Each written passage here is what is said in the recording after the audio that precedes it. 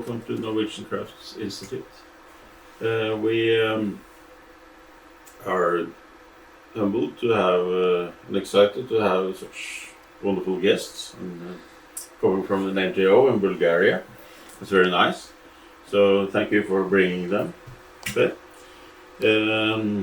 We are always curious about how other organizations work and how your methodology and how you work in order to preserve and to pass on traditional crafts. So I'm sure there will be a lot to learn, and we would also like to hear from you. But let me just say some word first about and start to give you an introduction to our institute. This is Kjetil. He works with me at the institute. We are in total 8 persons, and which are the regular staff. And or 9 is now. 9 we are now, and then we have 6 scholarship students. So in total we are 15 persons.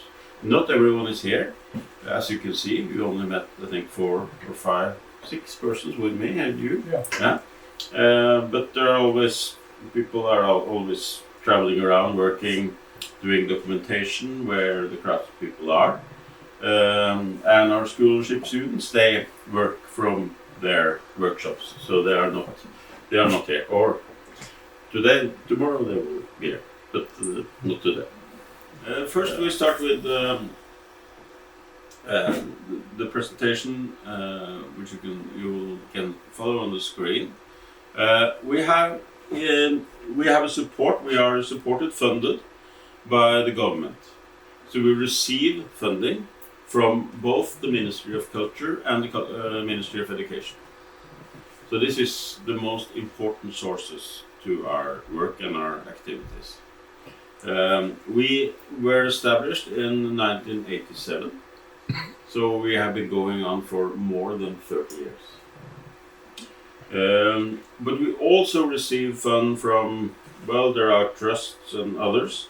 There are EEA grants program, which you probably know very well, and so there are always also funding from outside in addition to the regular funding. But to have something in the bottom is very important. So the funding that we receive from the government is really important. Well, we use a term called action-born knowledge,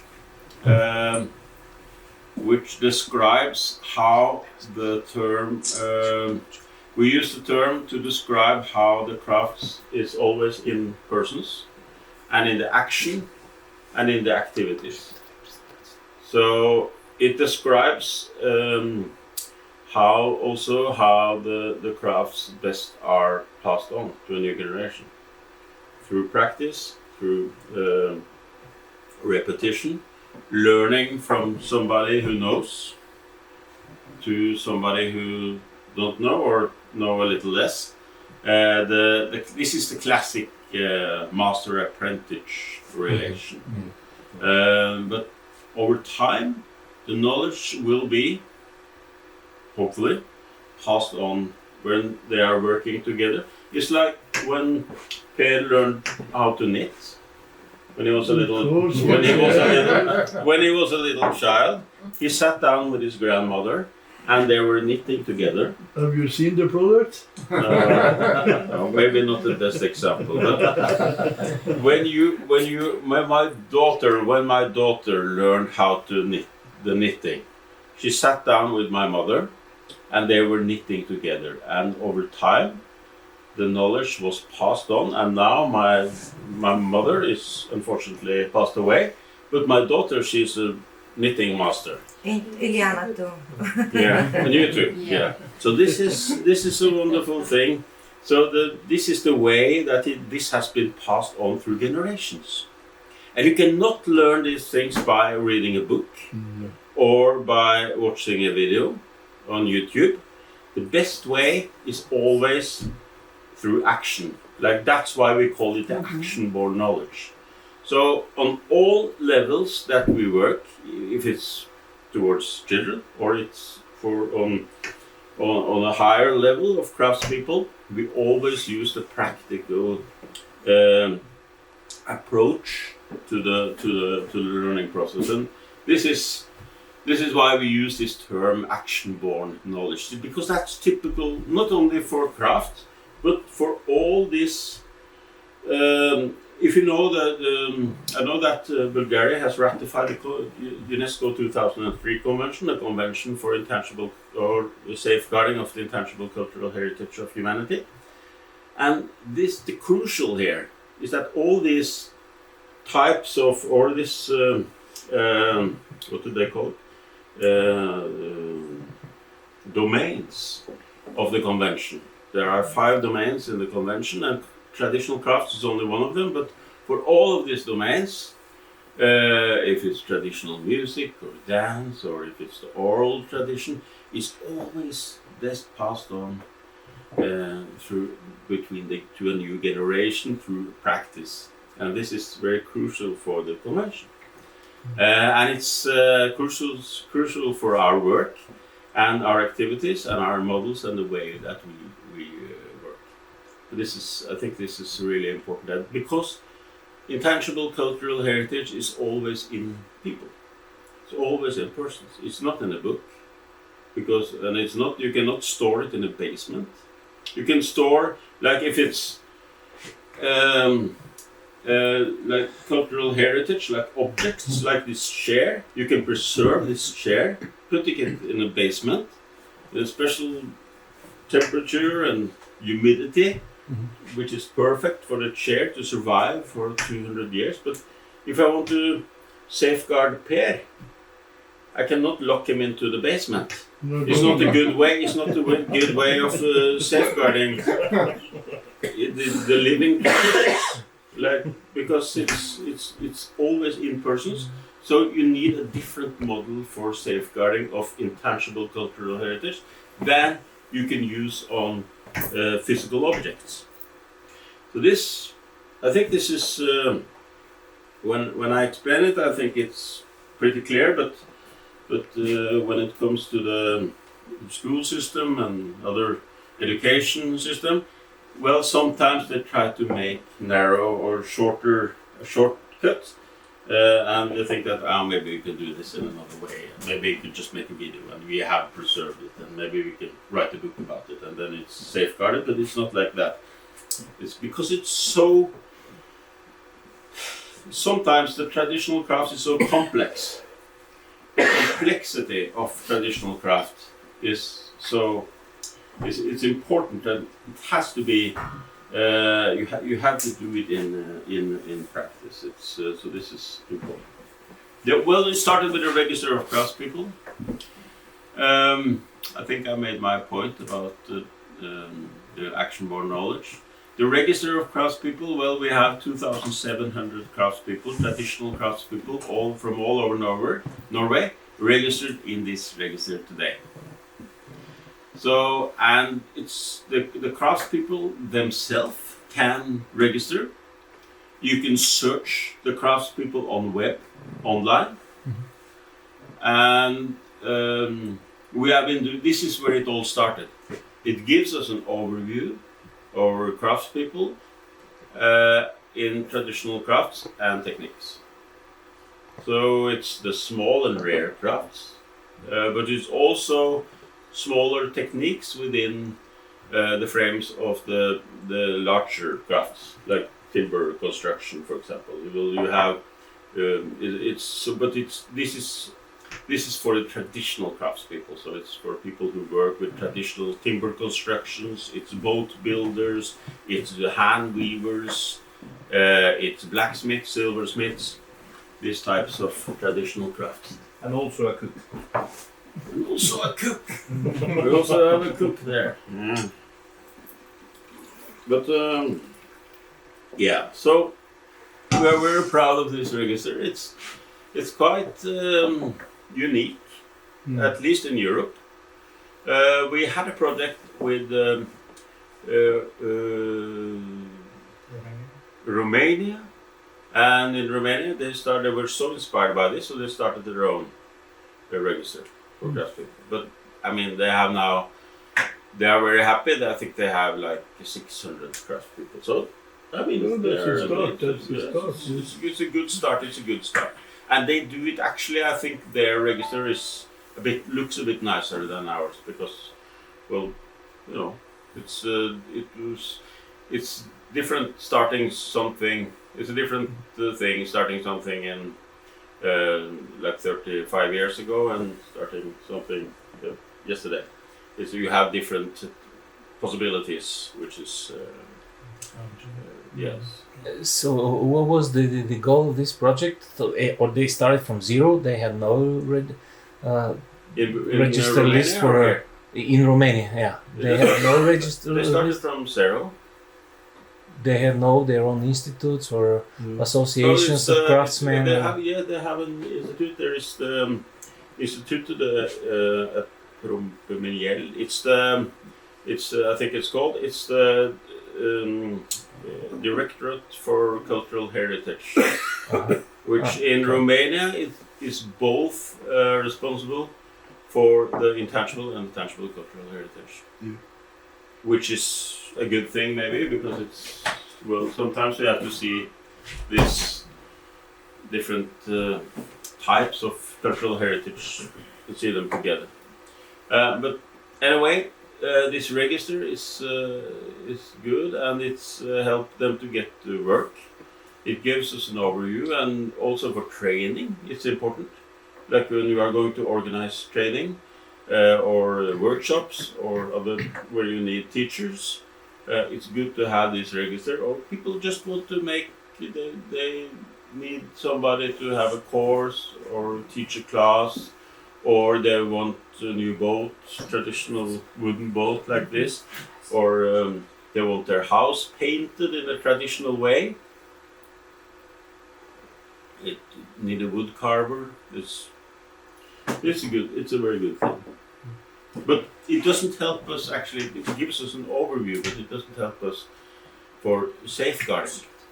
It doesn't help safeguarding because it gives us an overview. So what we saw, that there was a lot of old people, old craftspeople, who were about to pass away. They were like 80, 90, almost 100, and they were old. And as we say, an old craftsman is like a burning library.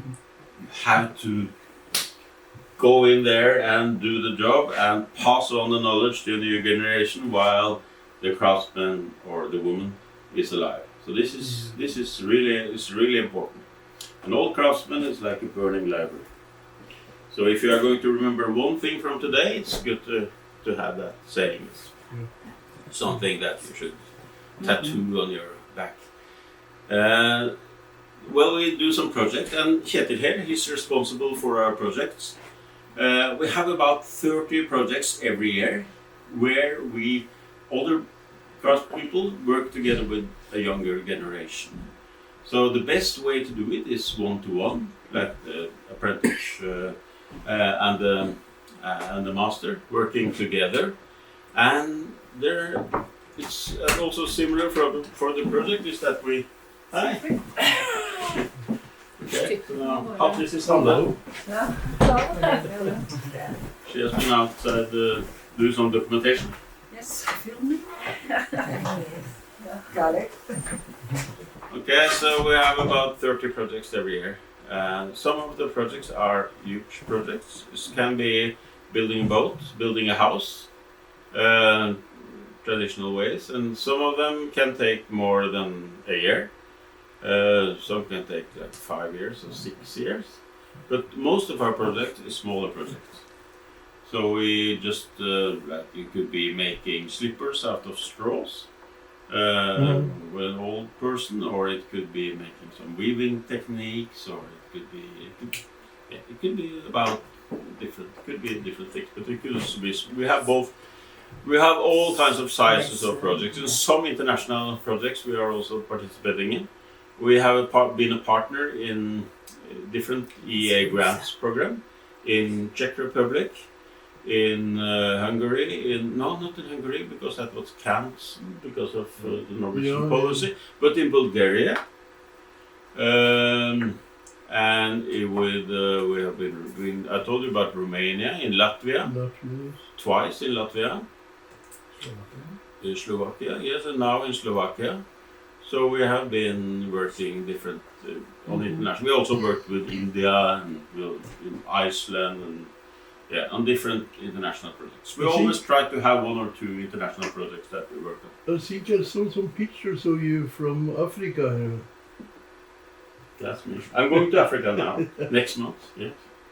Where? So- Africa is a partner for this project. Yeah, good. No, we're going to Botswana. It's the 18th committee meeting for the Convention of International Yeah, I saw Religious that. Humanity. Very interesting. Yes. So, but anyway, enough about Africa.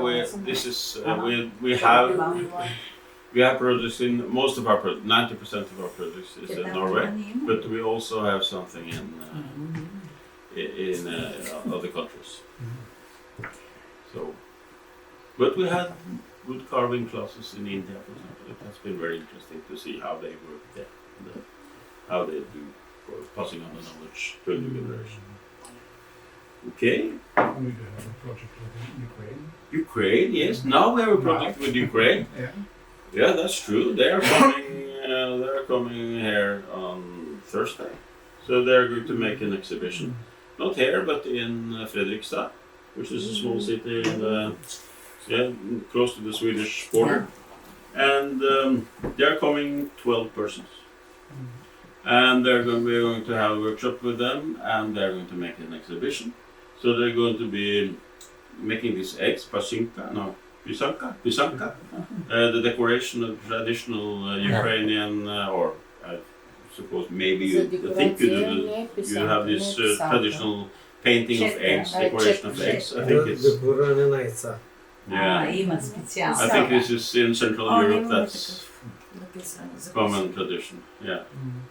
You don't do it? The decoration of eggs? We'll do it, yes. You do it? Yeah. So we are not so good at it, but they are good in Ukraine. So they will have a teacher class, and then they're also for musical instruments. They have this traditional musical instrument that they make, so they will also teach master class in that. Okay, so we have a project now which I want to talk to you about because it's a big project, and it's funded by the. We have this bank trust, saving banks trust in Norway that has contributed to this. We have young people under 25 years. They are given the possibility to work for 6 months after their period, after they have the craft certificate level. They can work for 6 months at a museum. So we will pay their salary, and they can stay around somewhere at the museum in Norway. So, and the museums, they really want to have these young craftspeople coming because it's so nice for the public coming around and they see there's a young person showing how to be a blacksmith, or they can demonstrate, and they really know what they are doing. Because they are actually real craftspeople. Sometimes people at the museum, they pretend that they do something, but in this case it's actually people who knows what they are doing, and that is a good thing. And it's young, so it's also tempting for younger generations to be, well, then think, maybe we should be craft, maybe we should go into the branch of traditional craft. Maybe that is something, because it's much. I mean, sometimes when you come into a museum, there's an old man, 80 years old, standing in the dark corner, hammering on a piece of metal. But this is something else. This is something that really inspires a young generation. So it's a good thing, and we are going to go on with this for 5 years. And we started with the eastern part of Norway, and now we are doing it all over Norway. Museums all over Norway. So it's good for the craftspeople, because the young craftspeople, when they just had their diploma, they need to get started. They need connections.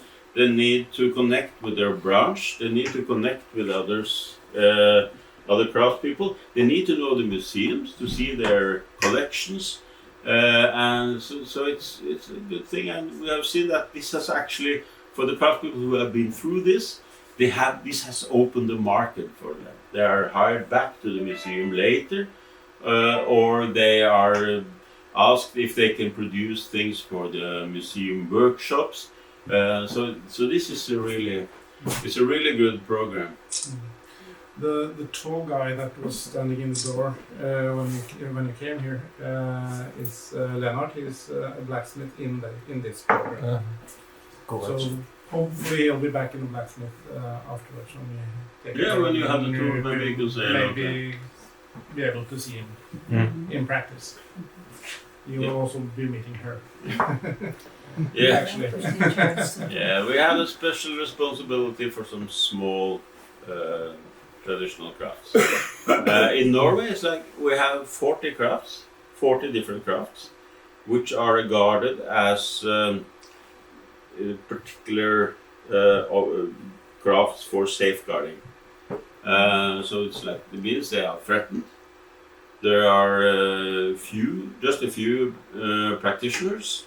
There is not much training, and they need some extra help to get going. So that's why the Ministry of Education, they have a list of 40 different crafts, and so that this is crafts that need extra protection, where we need to do something extra. This is a register for a protection craft. Yes. 40. Yeah, crafts in particular worthy for protection. So what in practice it means that they receive when they are organizing training to a new generation with the younger craftspeople working together in the workshops with a trained craftsman or the master. They get some extra funding for this. So they need they need some extra help to organize it. It's much easier for a large company to organize training of younger craftspeople than it is for this old craftsman working with somewhere alone. It takes extra energy and resources. So this is a way of safeguarding it. So today it's 40. Maybe it will be next year. It might be 42 or 41. We don't know. It's changed every year. So sometimes crafts will disappear from the list, and then there are some new ones coming in. And this is, but it's good to have this, because when we have this list, we know that these are crafts that need some extra attention. So we should be, for us also here at the institute, it's just that it means that this is something that where we have to be extra.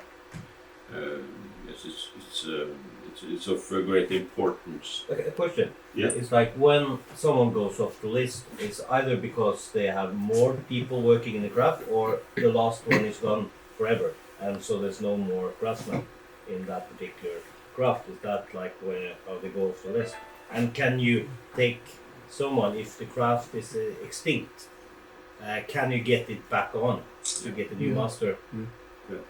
Previously, before, there was very clear criteria for being on this list.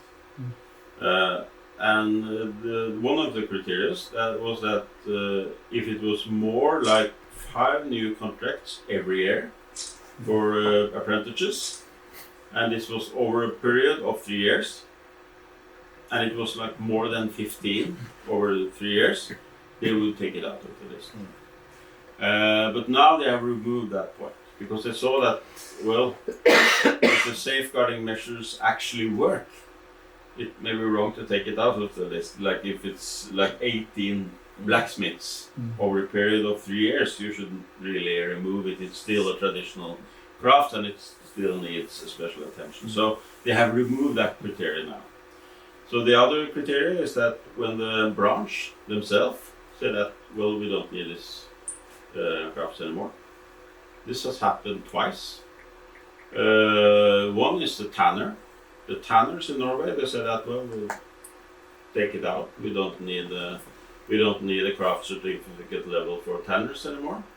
And then there was the other example is that the not a watchmaker, but watchmaker. The people who works with the big clocks The big clocks, in the churches, and they said that we don't need these crafts anymore. It's like for some reason they said that, and then of course they listened to them in the ministry. They said okay, we'll take it out, and now they regret both the tanners and the watchmakers, and.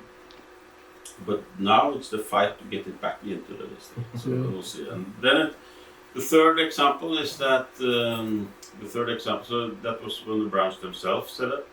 The third example is that you have some crafts that we really should have into the list, but they are not there, and we need some time to make a new plan for training and everything. And there's from time to time there are crafts going into the list.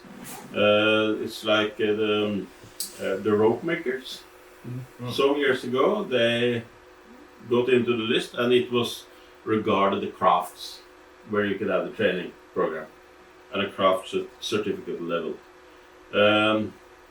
So this is an example, and another example that is not in the list but should be there is the traditional Norwegian fiddle makers, the harding fiddle, which you maybe have heard, and you maybe still have nightmares about it if you have heard it. It's really a rough sound from the harding fiddle.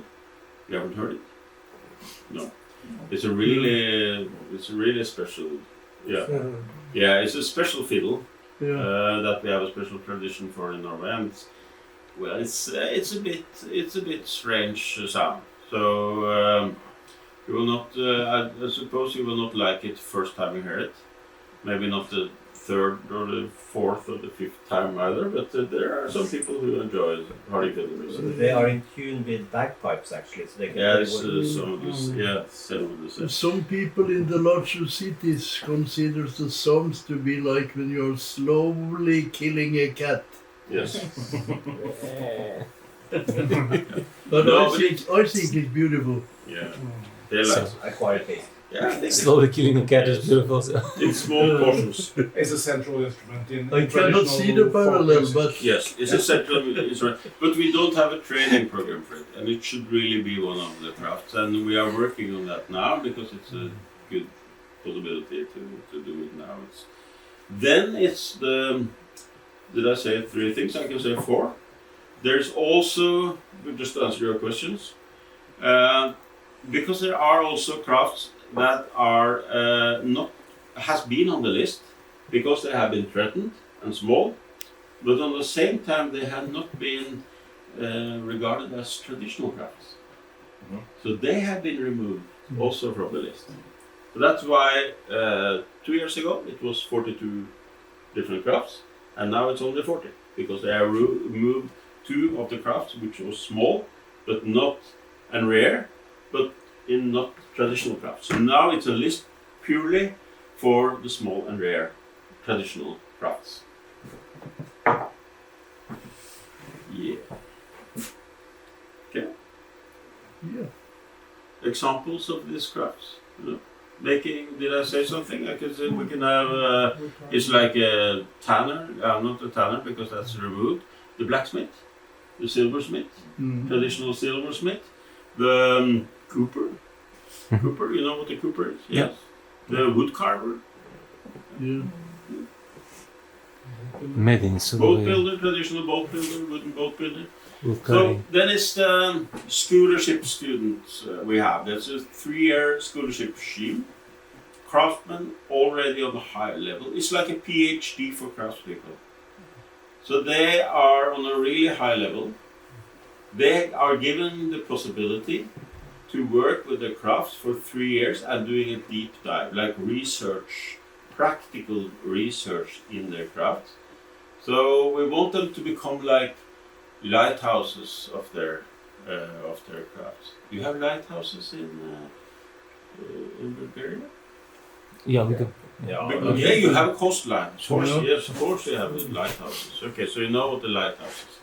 We are trying to. So they are working 3 years, and we have them in all kinds of traditional crafts. This is a boat builder on top there. Then it's a carpenter Maybe and power. a maker of traditional guitars. Yeah. So this is 3 examples, but we had a lot of different crafts involved, or the craftsmen working with scholarship students in different kinds of crafts. We had, of course, blacksmith, makers of traditional folk costumes, masonry, carpenter, yeah. Filigran. Filigran, yes. Ah. Silversmith, the traditional silversmith. You say filigran? Filigran, and also in Bulgaria. Is that the international? We do have English word. Good boy. Филигран. Yeah. Като So, сребърите. and of course the boat Сребро builders. правят. Като тези, които изработват сребърни бижута, So това it's е very филиграни. popular. А, We, Да, бижутерите. Bijouter. we have two craftsmen or crafts persons every year, and they new ones every year, and we receive about between 40 and 60 applications every year. So it's very popular. We can only take 2, so it's always 6 craft people in this machinery. So it's a good thing. It's very, very popular. And we've been doing it since '95. And we'll be meeting Hege, one of them, basket maker afterwards. Yeah, we have a basket She's doing a workshop in my home today, so we can hopefully find her and see what they are doing. Yeah, fine. Hvor kort tid på de skal ha et tog som går 3 minutter over 3. Ja. Okay, yeah. Da stiller vi oss inn på det. Det går tog enda, gitt. Faktisk. Du har ikke greid å nedlegge det, Yeah. Then we have this gathering twice a year, spring and autumn. We gather the Crafts Norway organizations and persons who are interested in crafts, craftspeople and representatives from organization, and we discuss different, if there are items on the agenda that it's important to meet and to see if we are going to communicate it together. So we have made this board of references where we decide the themes that are important. And what is good there is that all these organizations that work with crafts in Norway can come together and we can discuss things that are important for everyone. And then we can see, is this something that we should highlight together? To the government, for example, we can say that, well, you should really increase the number of scholarship students, or you should and the whole Norwegian crafts community stands behind this view. So that's really important for us. So it's a good way to also have contact with the other organizations and also hear the voices of the craftspeople who are here. So this is, and we do it different places in Norway. So we had it in from high north and to south. We haven't yet been in Østerdal. We can facilitate that. We can help you organize that. Yep. Yeah, we can put that on the list. But we have from else. Well, we have not been where Per lives, but everywhere else in the north. So we have been doing this for, I think we had more than 30, or we had 29 gatherings around different places in Norway so far. So this is for us very important to have this connection with the community. You know, also from the Convention of Safeguarding of the Intangible Cultural Heritage. This community term is really important. So we need to be in contact with the craftspeople and the organization who have the daily activities in the field. Then it's the convention, We are trying to do the best we can to share experiences with safeguarding of the intangible cultural heritage and develop our methodology and our practice. So we have established with funding from the Nordic Ministries of Culture, we have received funding for established the website for the Nordic countries, where they can share from the NGOs, where they can share their experiences for safeguarding of different kinds of intangible cultural heritage. And it started with an initiative from the Nordic countries, but then the Baltic countries, they came and knocked on the door and said that, well, we also want to be a part of this. So you have to include us, and then we also involve them. And now it's for the Nordic and the Baltic countries. And we also received interest from Austria, from Czech Republic, and from Romania, and yeah, so we might expand. But at this point, it's only the Nordic and the Baltic countries. But we are open-minded people. So if you say that we want to join this, we can discuss it. If you have some nice examples of safeguarding practices for intangible cultural heritage, we have been very active. Working with the convention. We were the first Nordic association, or the first NGO that was accredited by UNESCO as for advisory services in 2009, and we are so far the only one from the Nordic countries that has been elected into the evaluation body in UNESCO, where we served between 2015 and 19. So we are we are quite experienced reading files and know this convention by the heart. The new publication now, which is going to be on traditional storytelling, which is I'm very excited to see how it will begin. It's unfortunately it hasn't received here yet, but it's going to be printed in Korea, so it's just around the corner. So maybe you just came 1 week early, too early to see it. Have to come back then. Yeah. But this web portal, the safeguardingpractices.com, where you can see the safeguarding practices, you should really check that out. It's really interesting, and I think, well, when we had this cooperation with Romania, they were really eager to do something. Why don't we do something in the Central Europe for this? We should make our own register. So there are initiatives coming, but this is a good model, and we have so far more than 60 inscriptions on this list. So you can go in there and you can see, for example, you can search by country, or you can search by domain. Like you can search by traditional crafts, or you can search by oral traditions, and you can go in and you can find examples of safeguarding from the Nordic and the Baltic countries. So it's a good tool to have. I think that Bulgaria should see the challenge. Yes. If you look at the tools, the presentation of the safeguarding practices, where they come from, and you go to the bottom left there. Yeah, there's an empty space there. Yeah, go to the bottom left. You see, Yeah, it is something that many people do not recognize. Standing, Åland, what the heck is that? That's some small islands between Sweden and Finland. They are not a country recognized, but they have their own flag, and they are very proud of their old traditions. Should be enough, and you should be that in Bulgaria too.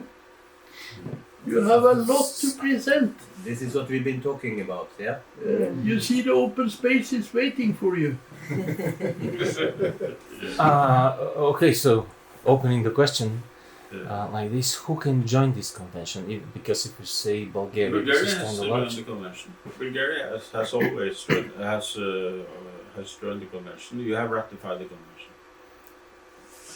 I mean, with this convention, where Oh yeah, you mean the list over safeguarding practices?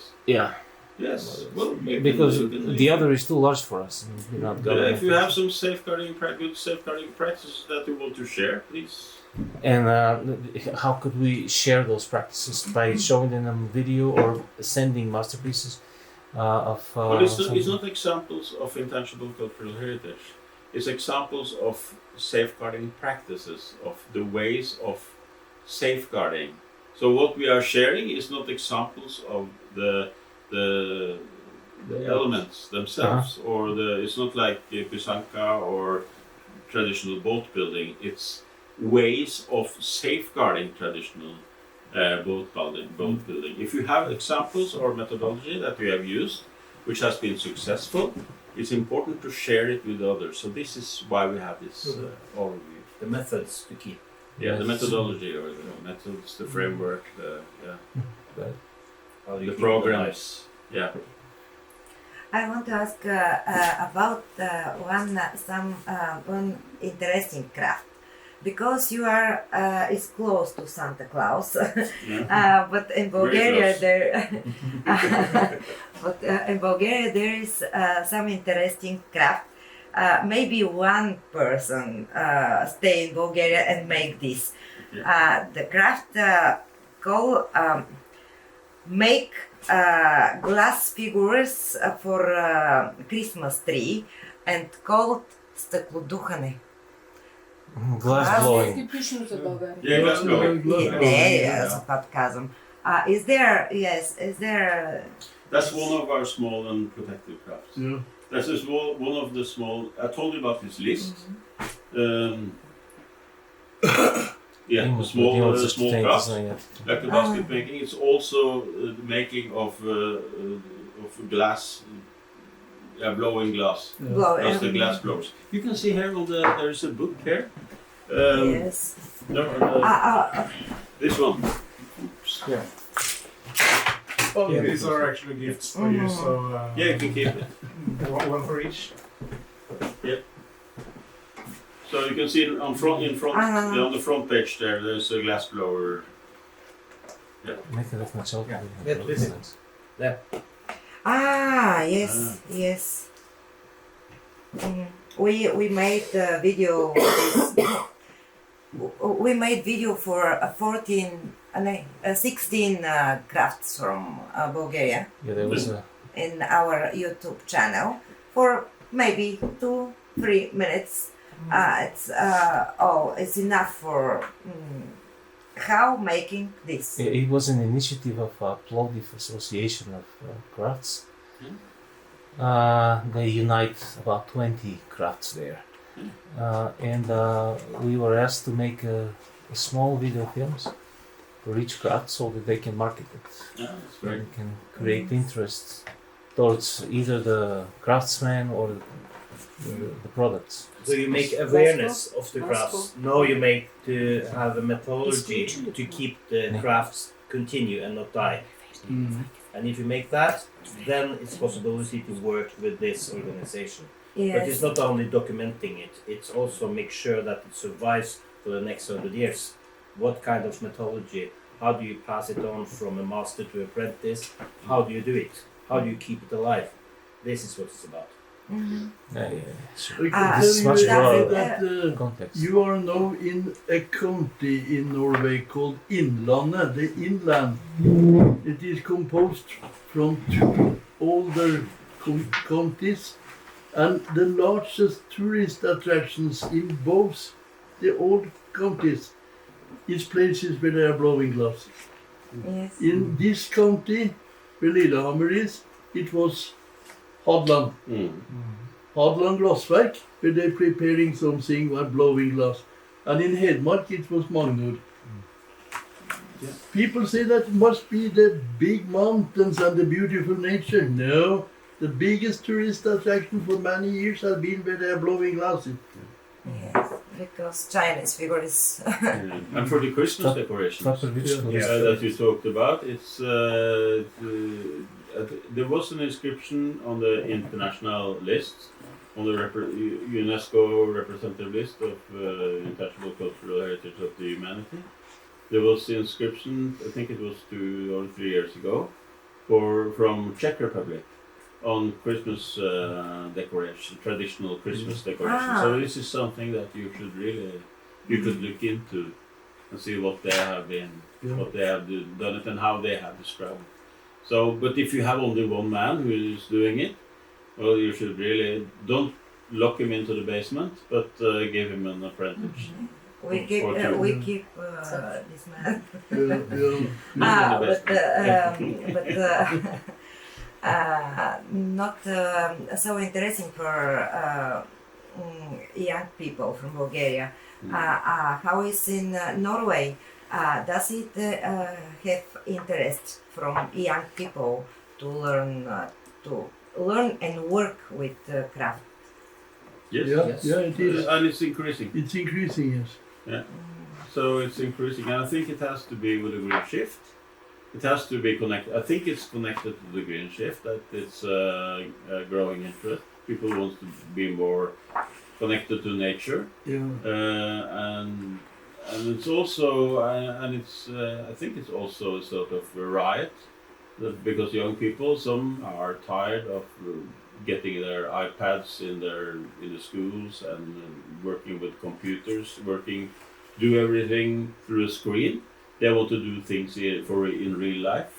So then it's I think that's also a reason that for traditional craft among young people in Norway is growing. We were discussing yesterday, you remember, and I said 3 times, I think, the boarding schools are killing this. Yeah. We should build up new learning arenas to really get the practice that must be needed. And people are saying yes, but nothing happens. We need some project that are really focusing, and we invite Bulgarians to join. We are trying to get that organized for next season of Erasmus, to try to join forces in Europe to build up new learning arenas, where people from Bulgaria, for example, could say, I would prefer to go to Sweden to meet people in my crafts there, and learning by doing. So your workshops. Yeah. Many people around in Europe now are really wanting to build up some new learning arenas, but no, schools are schools and they are come to stay. Okay, let them kill us. Consumerism is slowly kind of being not popular anymore, because you would like to know the whole way of doing it, and in the way of nature and the old way. Det Så ante ikke vi før i går. You have like a new trend coming up. De er ikke mestere på People are more conscious. I'm afraid to think it.